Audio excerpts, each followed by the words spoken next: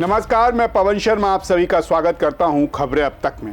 आज हम बात करेंगे एक ऐसी यूनिवर्सिटी की जहां कानून के छात्र खुद न्याय के लिए सड़क पर हैं और जवाब में मिल रही हैं लाठियां। साथ ही आपको ले चलेंगे बिहार की राजनीति के उस मोर्चे पर जहां राहुल गांधी और तेजस्वी यादव मिलकर वोट चोरी के खिलाफ एक बड़ा आंदोलन खड़ा कर रहे हैं और नजर डालेंगे चीन से आई उन तस्वीरों पर जहां प्रधानमंत्री मोदी ने रूस और चीन के साथ कंधे से कंधा मिलाकर खड़े होकर दुनिया को यह संदेश दिया है कि भारत अब किसी धुरी का हिस्सा नहीं, खुद एक धुरी है। और अंत में बात करेंगे उस त्रासदी की जिसने कई बेगुनाहों को अपनी चपेट में ले लिया है। लेकिन इन तमाम बड़ी खबरों से पहले आइए नजर डाल लेते हैं इस वक्त की हेडलाइंस पर। ये गालियां मेरी मां के लिए नहीं बल्कि हर मां बेटी का अपमान है, बोले पीएम मोदी। बाराबंकी लाठीचार्ज के विरोध में भड़का एबीवीपी, लखनऊ विधानसभा के बाहर किया प्रदर्शन। बाराबंकी लाठीचार्ज मामले में सीएम योगी का एक्शन, सीओ सस्पेंड, इंस्पेक्टर चौकी इंचार्ज हुए लाइन हाजिर। उत्तर प्रदेश पंचायत चुनाव से पहले वोटर लिस्ट में गड़बड़ी, संदिग्ध पाए गए 1 करोड़ से ज्यादा मतदाता। दिल्ली दंगा मामला, शर्जील, इमाम, उमर, खालिद समेत 10 आरोपियों की जमानत याचिका हुई खारिज। महान आर्यमन सिंधिया बने एमपीसीए अध्यक्ष, ताजपोशी के दौरान पिता सिंधिया रहे मौजूद। आप विधायक हरमीत पुलिस हिरासत से फरार, रेप केस में हुए थे गिरफ्तार।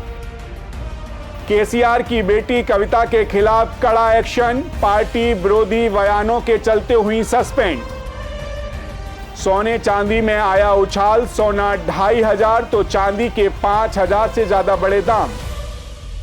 शेयर बाजार में बिकवाली, शुरुआती बढ़त गवाकर 206 अंक फिसला सेंसेक्स, निफ्टी 24,600 से नीचे। तो चलिए अब शुरू करते हैं खबरों का सिलसिला और बात करते हैं अपने पहले मुद्दे के बारे में। शिक्षा का मंदिर अब लाठियों का अखाड़ा बन चुका है। जी हां, बाराबंकी का रामस्वरूप मेमोरियल यूनिवर्सिटी में एलएलबी छात्रों पर लाठीचार्ज ने उत्तर प्रदेश की शिक्षा व्यवस्था, पुलिसिया रवैये और प्रशासनिक लापरवाही को कटघरे में खड़ा कर दिया है।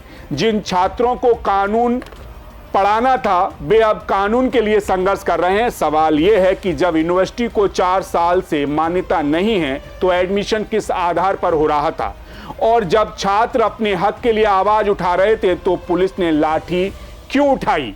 आपको बता दें, बाराबंकी की रामस्वरूप यूनिवर्सिटी में सोमवार को जो हुआ वह किसी एक छात्र के लिए नहीं, पूरे सिस्टम की नाकामयाबी की कहानी है। एलएलबी के छात्र का आरोप है कि यूनिवर्सिटी पिछले 4 सालों से परीक्षा नहीं करवा रही है, जबकि 2021 में बीसीआई ने इस कोर्स की मान्यता रद्द कर दी थी। तो सवाल उठता है, जब 2021 में ही मान्यता रद्द हो गई थी तब उसके बाद भी लगातार छात्रों का एडमिशन क्यों लिया गया? क्या यूनिवर्सिटी प्रशासन को छात्रों के भविष्य से खेलने की खुली छूट दी गई है? क्या शिक्षा विभाग, उच्च शिक्षा परिषद या बीसीआई इस पूरे खेल से अनजान थे? और अगर उन्हें जानकारी थी तो कोई कार्रवाई क्यों नहीं की गई? छात्रों का आरोप है कि उनसे अवैध रूप से फीस वसूली जा रही है और ना तो पढ़ाई का कोई ठिकाना है और ना परीक्षा का, और ना ही फीस वापस की जा रही है। जब छात्रों ने विरोध किया तो उनके ऊपर यूनिवर्सिटी प्रशासन ने पुलिस बुला ली। बारिश के बीच शांतिपूर्ण प्रदर्शन कर रहे करीब 300 छात्रों और एबीवीपी कार्यकर्ताओं पर पुलिस ने दौड़ा कर लाठियां बरसाईं। सवाल है कि क्या इतनी बेरहमी सिर्फ इसलिए दिखाई गई क्योंकि छात्रों ने अपनी पढ़ाई और भविष्य को लेकर सवाल पूछे थे? क्या पुलिस का काम शांतिपूर्ण प्रदर्शन को कुचलना है? क्या सीओ स्तर का अधिकारी यूनिवर्सिटी के इशारे पर छात्रों को पीटेगा? क्या लोकतंत्र में छात्र का आवाज उठाना अपराध बन गया है? आपको बता दें, इस हमले में दर्जनों छात्र बुरी तरह घायल हो गए हैं। कई को अस्पताल में भर्ती कराना पड़ा। वीडियो फुटेज और देखने वालों के मुताबिक पुलिस के साथ कुछ गुंडा तत्व भी वहां मौजूद थे जिन्होंने छात्रों से हाथापाई की। यानी ना सिर्फ कानून की ताकत का दुरुपयोग हुआ बल्कि बाहुबल का भी। वहीं मुख्यमंत्री योगी आदित्यनाथ ने इस मामले में सख्ती दिखाई है। उन्होंने सीओ हर्षित चौहान को निलंबित किया है और इंस्पेक्टर व चौकी इंचार्ज को लाइन हाजिर कर दिया है। अब आईजी अयोध्या को पूरे मामले की जांच का आदेश दिया गया है। साथ ही अयोध्या मंडल आयुक्त को आदेश दिया गया है कि रामस्वरूप यूनिवर्सिटी की डिग्री वैधता की जांच की जाए।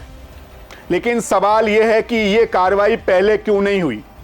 क्या छात्रों की पिटाई के वीडियो सामने आने के बाद ही प्रशासन जागा? क्या पहले तक पुलिस और प्रशासन मिलकर यूनिवर्सिटी को बचा रहे थे?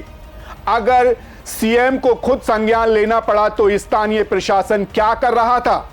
वहीं यूनिवर्सिटी के वाइस चांसलर विकास मिश्र ने अपनी सफाई देते हुए कहा कि उनके पास 2022-23 तक की मान्यता थी और 23-24 के लिए ऑनलाइन मान्यता है। लेकिन छात्रों का दावा है कि बीसीआई की ऑफिशियल वेबसाइट पर इस कोर्स की मान्यता रद्द कर दी गई है।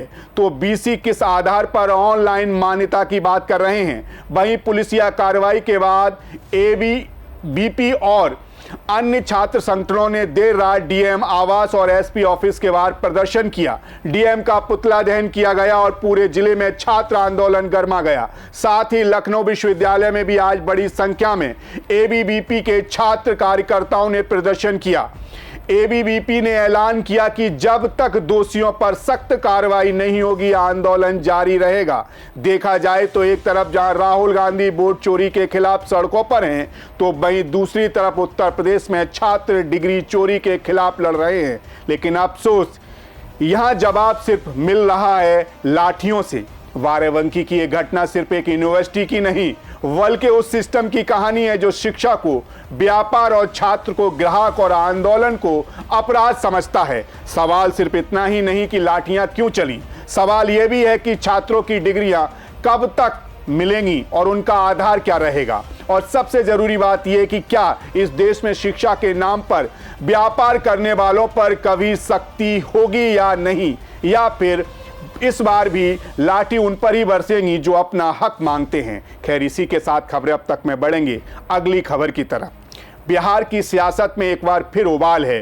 वोट चोरी के आरोप के बीच कांग्रेस नेता राहुल गांधी और आरजेडी नेता तेजस्वी यादव की वोट अधिकार यात्रा ने सूबे की राजनीति में हलचल मचा दी है। 16 दिनों की इस यात्रा ने 23 जिलों और 1300 किलोमीटर के सफर में जहां एक तरफ सत्ता पक्ष को घेरने की कोशिश की, वहीं विपक्ष को एक नई ऊर्जा देने का भी दावा किया गया।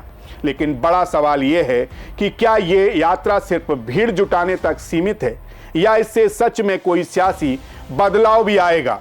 वोट चोरी एक ऐसा मुद्दा जिसे कांग्रेस और आरजेडी ने सियासी बारूद बना दिया है। राहुल गांधी और तेजस्वी यादव की जोड़ी ने इसे बिहार की सियासत में एक नैरेटिव की शक्ल दे दी है। राहुल गांधी ने कहा कि महादेवपुरा में एटम बम फोड़ा जाएगा और अब हाइड्रोजन बम आने वाला है। जाहिर है ये यात्रा सिर्फ एक जनसंपर्क अभियान नहीं बल्कि एक बड़ा सियासी दांव है सत्ता में वापसी का रास्ता बनाने का। इस यात्रा के दौरान राहुल गांधी ने देसी अंदाज अपनाया।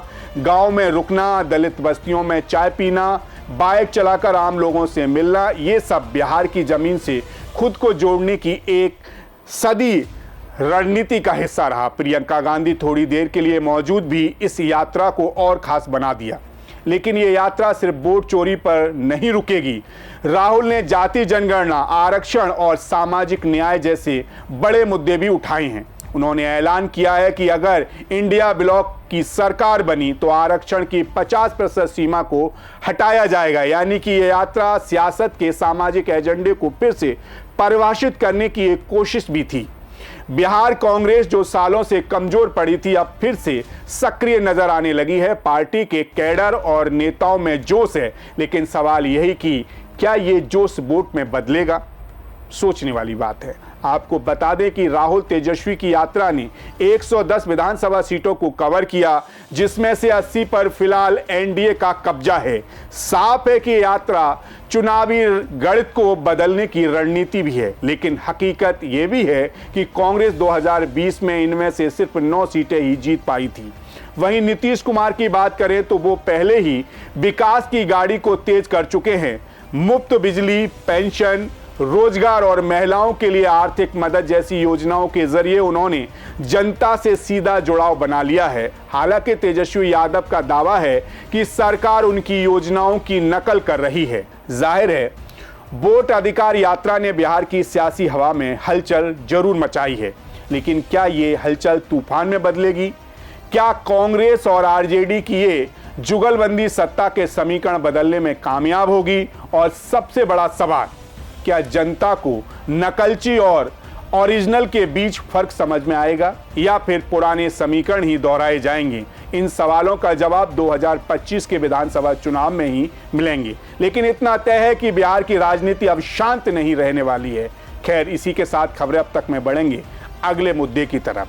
7 साल बाद चीन पहुंचे प्रधानमंत्री नरेंद्र मोदी, जहां रूस के राष्ट्रपति पुतिन और चीन के राष्ट्रपति शी जिनपिंग से मोदी ने गर्मजोशी के साथ की मुलाकात। और मंच वही रहा जहां से अमेरिका को सबसे बड़ा भू राजनीतिक झटका मिला। जी हां, शंघाई सहयोग संगठन यानी कि एससीओ के शिखर सम्मेलन से एक बात साफ हो गई कि दुनिया अब एक तरफा नहीं रहने वाली।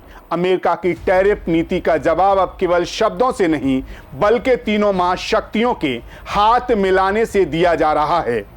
आपको बता दें, चीन में हुआ एससीओ शिखर सम्मेलन कई मायनों में ऐतिहासिक रहा। भारत के प्रधानमंत्री नरेंद्र मोदी, रूस के राष्ट्रपति पुतिन और चीन के राष्ट्रपति शी जिनपिंग, तीनों नेताओं की मुलाकात ने वैश्विक राजनीति की दिशा ही बदल दी। ये तस्वीरें न सिर्फ कूटनीति की गर्माहट दिखा रही थीं, बल्कि अमेरिका को भेजा गया एक सीधा और सख्त संदेश भी था। पीएम मोदी ने मन से ट्रंप का नाम नहीं लिया, लेकिन जवाब साफ था।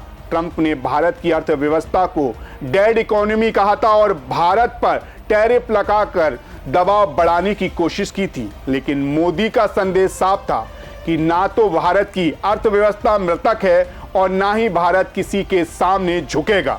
जहां अमेरिका चाहता था कि भारत चीन के खिलाफ मोहरा बने, वहां वाशिंगटन चाहता था कि भारत रूस से दूरी बना ले। वहीं मोदी ने यह साफ कर दिया कि भारत किससे दोस्ती करेगा, किससे नहीं, ये फैसला भारत स्वयं करेगा। चीन ने अमेरिका की एक तरफा दादागिरी को चुनौती देने के लिए एससीओ को वैश्विक मंच बनाया, जिससे साफ जाहिर है कि भारत और चीन की नजदीकी अमेरिका के लिए सीधा झटका है। डोनाल्ड ट्रंप का सपना था कि टैरिफ से डराकर देश झुकेंगे, लेकिन अब आरआईसी की दोस्ती से दबाव उल्टा अमेरिका पर आ गया है। भारत, रूस, चीन का साझा जीडीपी अमेरिका से दोगुना हुआ। तीनों देशों का ग्लोबल ट्रेड अमेरिका से 45% अधिक है। परमाणु हथियार भी अमेरिका से 1127 ज्यादा है। ये आंकड़े बताते हैं कि एससीओ से निकल रही नई धुरी पश्चिम वर्चस्व को सीधे चुनौती दे रही है। हालांकि भारत इस नई धुरी का हिस्सा है, लेकिन उसकी नीति साफ है कि वो ना चीन के अधीन रहेगा और ना ही अमेरिका के इशारे पर चलेगा। जाहिर है, चीन से चली ये तस्वीरें केवल राजनयिक शिष्टाचार नहीं, बल्कि ये बदलती दुनिया का संकेत है, जब भारत अब किसी खेमे में शामिल नहीं, बल्कि खुद एक धुरी बनकर उभर रहा है। खैर, जाते जाते आपको एक और अहम मुद्दे से रूबरू करा देते हैं। देश के उत्तर हिस्से में इस वक्त आसमान से आफत बरस रही है। पंजाब, हिमाचल, उत्तराखंड, हरियाणा, दिल्ली और राजस्थान, सब जगह हालत बिगड़े हुए हैं। कहीं घर ढह रहे हैं, कहीं नदियां उफान पर हैं, कहीं जिंदगियां पानी में डूब गईं और कई आज भी मदद का इंतजार कर रही हैं। आपको बता दें, पंजाब के 12 जिले बाढ़ की चपेट में हैं। 1312 गांव के 2,56,000 से ज़्यादा लोग प्रभावित हुए हैं। अब तक 29 लोगों की जान जा चुकी है। वहीं हिमाचल में अगस्त की बारिश ने 76 साल का रिकॉर्ड तोड़ दिया है। बीते महीने सामान्य से 68% ज़्यादा बारिश हुई। शिमला, कुल्लू, मंडी और सोलन समेत 6 जिलों में रेड अलर्ट जारी है। मंडी में 200 से ज़्यादा लोगों को रात में घर खाली करने पड़े। राजधानी दिल्ली की बात करें तो दिल्ली में यमुना का जलस्तर खतरे के निशान से ऊपर है। मजनू का टीला, मयूर विहार और यमुना बाजार के इलाकों में पानी घरों में घुस गया है। प्रशासन ने लोगों से राहत शिविरों में जाने की अपील की है। एनसीआर में कई जगहों पर ड्रोन से लिए गए वीडियो में बाढ़ जैसे हालात नजर आ रहे हैं। वहीं उत्तर प्रदेश के 25 जिलों में भारी बारिश का अलर्ट है। लखनऊ, वाराणसी समेत कई शहरों में स्कूल बंद कर दिए गए हैं। बीते 24 घंटे में राज्य में सामान्य से 208% ज़्यादा बारिश रिकॉर्ड की गई है। वहीं राजस्थान के दौसा में लगातार हो रही बारिश से कई नहरें उफान पर हैं। इसी तरह का हाल मध्य प्रदेश, छत्तीसगढ़, झारखंड में भी देखने को मिल रहा है। उत्तर भारत इस वक्त मौसम की सबसे बड़ी मार झेल रहा है। एक ओर पानी से घर डूब रहे हैं, दूसरी ओर लोग आसमान की ओर देख रहे हैं। प्रशासन और सरकारें राहत पहुंचाने में जुटी हैं, लेकिन जिनकी जिंदगी उजड़ गई उनके लिए ये असली लड़ाई है जिसमें जान बचाना ही जीत है। हम आपसे अपील करते हैं कि प्रशासन की गाइडलाइन का पालन करें, सुरक्षित रहें और ज़रूरतमंदों की मदद करें। तो आज की खबरें अब तक में बस इतना ही। ये तो थी आज की बड़ी और अहम खबरें, कहीं लाठी, कहीं राजनीति और कहीं कूटनीति का खेल। लेकिन इन सब के बीच जो सबसे बड़ी खबर है वो है प्राकृतिक आपदा। ऐसे हालात में हमारा भी एक फर्ज बनता है कि हम एक जिम्मेदार नागरिक के तौर पर प्रशासन का साथ दें, ज़रूरतमंदों की मदद करें और अफवाहों से बचें। फिलहाल आज के लिए बस इतना ही। कल फिर आपसे मुलाकात होगी। तब तक आप बने रहिए सी न्यूज़ भारत के साथ। हर खबर आपके साथ, आपके हाथ।